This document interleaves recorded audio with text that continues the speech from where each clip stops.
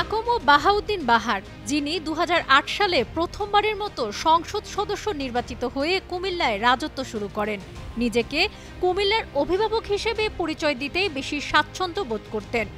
কুমিল্লা ৬ আসনের সংসদ সদস্য নির্বাচিত হওয়ার পর দিন যতই গেছে, বাহারের রাজত্ব ততই বেড়েছে। কুমিল্লা মহানগর আওয়ামী লীগ সভাপতির পদে থাকা বাহার নিজেকে ভাবতেন কুমিল্লার গণমানুষের নেতাও। একটা সময় শুধু রাজনৈতিক প্রতিপক্ষ নয়, নিজের দলের বিরোধীদেরও রাজনীতির মাঠে কোণঠাসা করে ফেলেন তিনি। স্থানীয়দের মতে গত কয়েক বছরে কুমিল্লা জুড়ে একক রাজত্ব চলেছে বাহাউদ্দিন বাহারের। কুমিল্লা সদরের এমপি হলেও পুরো জেলাতে যেন বাহারের কথাই ছিল শেষ কথা। জেলার ১১টি সংসদীয় আসনের বেশিরভাগ সংসদ সদস্য ছিলেন বাহারের বলয়ে।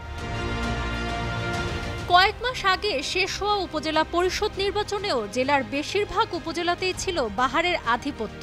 ২০০৮ সাল থেকে টানা ৪ বার এমপি নির্বাচিত হয়ে বাহার ধীরে ধীরে গড়ে তোলেন ক্যাডার ও সন্ত্রাস নির্ভর রাজনীতি। দমন নিপীড়ন শুরু করেন সারা কুমিল্লায়। এমন কোনো সেক্টর নেই বাহারের প্রভাব ছিল না। দীর্ঘদিনের ক্ষমতার প্রভাবে তিনি নামে বেনামে দেশে বিদেশে গড়েছেন বিপুল পরিমাণ সম্পদ।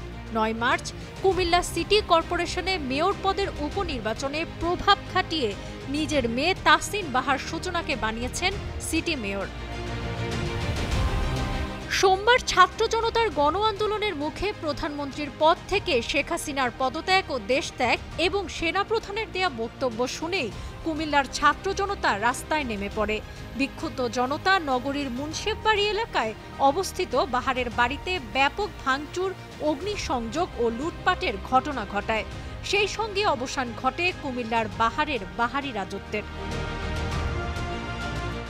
মঙ্গলবার দুপুরে মুন্সিফবাড়ি এলাকায় বিভিন্ন শ্রেণী পেশার মানুষ আগুনে পুড়ে যাওয়া এমপি বাহারের বাড়ি দেখতে যান ও ধিক্কার জানান। অনেকেই বলেন, কুমিল্লার ফেরাউন থেকে আল্লাহ আমাদের মুক্ত করেছেন।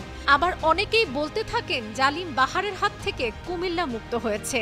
সামাজিক যোগাযোগ মাধ্যমেও কুমিল্লার মানুষ বাহার ও তার মেয়ে সিটি মেয়র সূচনাকে নিয়ে নেতিবাচক মন্তব্য করেন।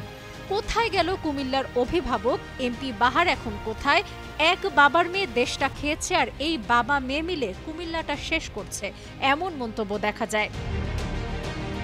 কোটা সংস্কার আন্দোলনের শুরু থেকেই কুমিল্লায় ছিলেন না এমপি বাহার। চিকিৎসার কথা বলে পরিবার নিয়ে থাইল্যান্ডে চলে যান। এরপর সম্প্রতি দেশে ফিরে ঢাকায় চোখের চিকিৎসাও করান। দেশে ফিরলেও কুমিল্লায় আর ফেরেননি তিনি। তবে বাহারের অনুসারীরা আন্দোলনের শেষ সময়ে এসে টানা কয়েকদিন আন্দোলনরত শিক্ষার্থীদের ওপর হামলা ও গুলি চালিয়েছে। সর্বশেষ রবিবার বিকেলেও বাহারের পক্ষে কুমিল্লা নগরীতে স্লোগান দিতে দেখা গেছে তাদের। কিন্তু সরকারের পতনের পর বাহারের বিশ্বস্ত অনুসারী সহ নেতাকর্মীদের কুমিল্লায় আর দেখা যাচ্ছে না। কেউ কেউ বিদেশে পাড়ি দিয়েছে বলেও খবর পাওয়া গেছে। সাবরিনা কাজী, কালের কণ্ঠ।